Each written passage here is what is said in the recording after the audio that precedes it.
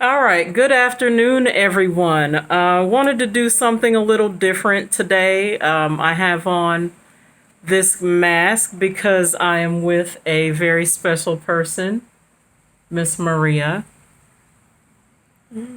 Maria says, hello, everyone.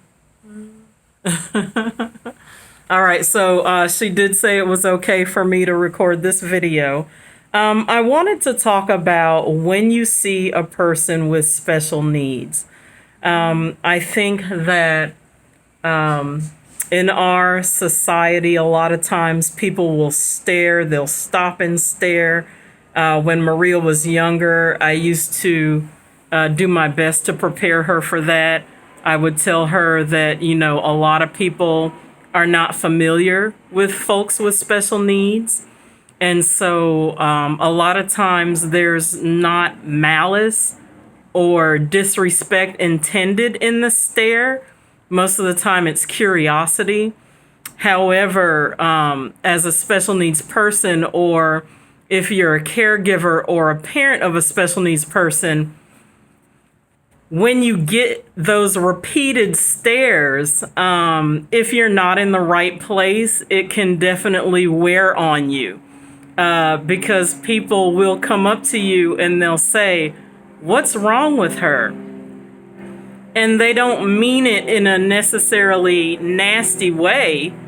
But if you're getting that question multiple times a day or multiple times a week, you can become defensive about it. When I was younger, I used to respond with, "Well, what's wrong with you?"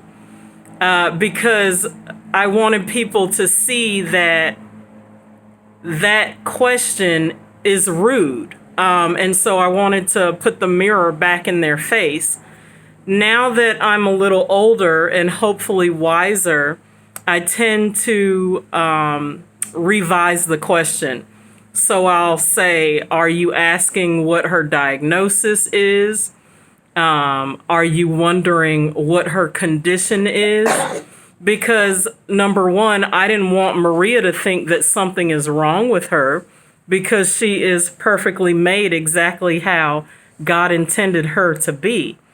And so and my family spent a lot of her younger years just trying to instill confidence and build her up as much as possible, because we all know that the world is not friendly to people with special needs.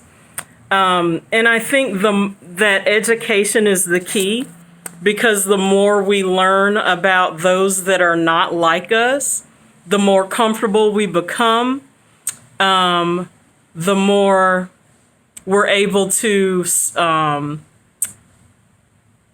help that sense of curiosity. The stigma is lessened. In our society, unfortunately, people tend not to care about things until they directly affect them.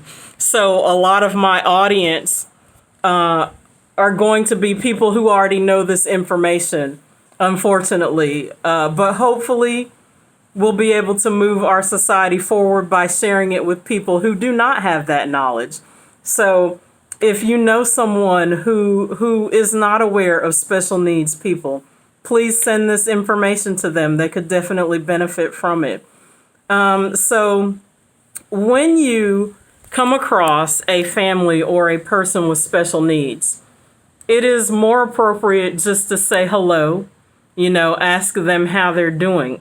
You can gauge whether or not they want to have a conversation with you, whether they're open to answering questions, just by saying hello and smiling.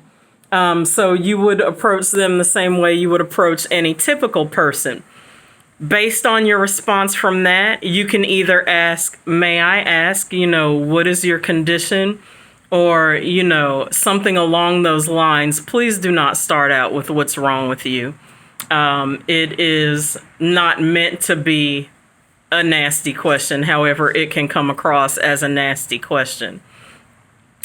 I am very open to discussing Maria's disability and how it affects her physically but not so much mentally. And when I say not so much, she does have seizures. However, she processes information the same way you and I do. She understands everything I say. She understands everything anyone that walks up to her would say. She sees everything. There's nothing wrong with her eyes. So we have to be mindful of how we talk around people with special needs. Just because she doesn't verbalize does not mean she does not know how to get her point across. And unfortunately, I find myself constantly teaching this, even in situations where you would not think that I would have to teach that, like in the hospital. I'm constantly teaching hospital staff how to and how not to talk to Maria. And a lot of times they look at her and they will talk in a baby voice as if she's a baby, and she's not. So you want to, speak with people in the same manner that you would speak to a typical person. So no baby voice. You don't want to start petting or touching people without their permission.